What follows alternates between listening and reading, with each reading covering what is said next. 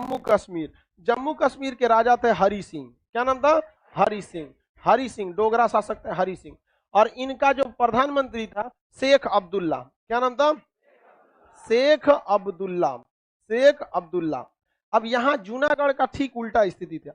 जूनागढ़ की जनता कैसी थी? हिंदू। राजा क्या था? मुस्लिम। और कश्मीर में उल्टा, जनता कैसी थी? मुस्लिम, और राजा कैसा था? हिंदू। हरि सिंह जितना बैल थे, शेख अब्दुल्ला उतना ही होशियार था।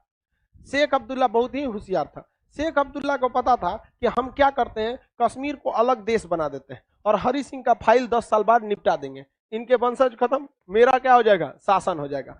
तो जम्मू कश्मीर को कह रहा है कि हम स्वतंत्र देश रहेंगे। क्या रहेंगे? स्वतंत्र देश। अब अंग्रेजों ने अधिकार देके गए थे कि हम क्या रहेंगे? स्वतंत्र देश। अभी कह दिया स्वतंत्र देश रहेंगे। पाकिस्तान इसी का फायदा उठा लिया। मुसलमान आतंकवादी जो उसमें मुजाहिदीन थे, धर्म का चोला पहना के, छाती पे बम बांध के भेज दिया, जाओ खोजो 72 हुर।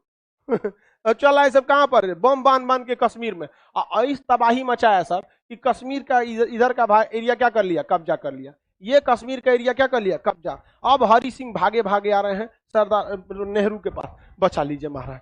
नेहरू का कोई बात नहीं, अति उत्तम, हम सहायता करेंगे, सेना बुलाओ। सरदार पटेल का ए बुढ़ऊ शांति से बैठिए, मरने दीजिए चट्टा को, अलगे देश बनाएंगे। बनाओ। कहा कि ना महाराज ऐसा मत कीजिए, हमारा बाल बच्चा मारा जाएगा, वहां हम छोड़ के आए, महाराज बचा लीजिए।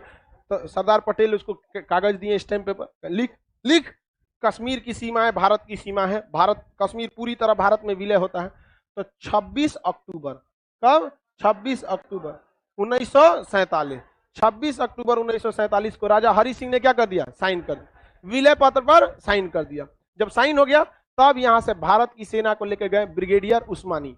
ब्रिगेडियर उस्मानी जो थे वो उस समय पाकिस्तान के बलूचिस्तान रेजिमेंट के थे। जब भारत पाकिस्तान का विभाजन हुआ, इसने क्या नाम है, जिन्ना ने कहा था ब्रिगेडियर उस्मानी से कि आप हमारे यहाँ आ जाइए, हम आपको सेना प्रमुख बनाएंगे। तो उसने कहा कि हम नहीं कर सकते, क्योंकि हमारी जो वैकेंसी जब आई थी, हम जब भर्ती हुए थे तो भारत का शपथ लिए थे, देश चाहे कितना भी टुकड़ा हो जाए हम उस शपथ को नहीं तोड़ सकते। और जिस ब्रिगेडियर उस्मानी को ये सेना प्रमुख बनाना चाह रहा था, कश्मीर पर हमला की जिम्मेदारी उसी ब्रिगेडियर उस्मानी को दे दी गई। और ब्रिगेडियर उस्मानी अगर नहीं मरे रहते तो भारत की वो थल सेना प्रमुख बने रहते। ब्रिगेडियर उस्मानी उस समय गए कश्मीर पर क्या करने के लिए? कब्जा के लिए यहाँ पर। और जहां तक कश्मीर में वो सब घुसे थे सब, जब से ब्रिगेडियर उस्मानी को चार्ज मिला वहां से 1 सेंटीमीटर भी वो आगे नहीं बढ़े थे सब। अब धो धो के इतना मार मारी थी भारतीय सेना वहां पर, उस समय ग्रेनेडियर थे सब यहाँ पर, और सारी की सारी जब जैसे वहां पर सेना हो गई, अब ब्रिगेडियर उस्मानी को आदेश दिया गया कि हमने रोक दिया है पाकिस्तानियों को। अब ब्रिगेडियर उस्मानी का कहना था कि अब हमें आदेश दिया जाए कि अब हम अंदर घुसे,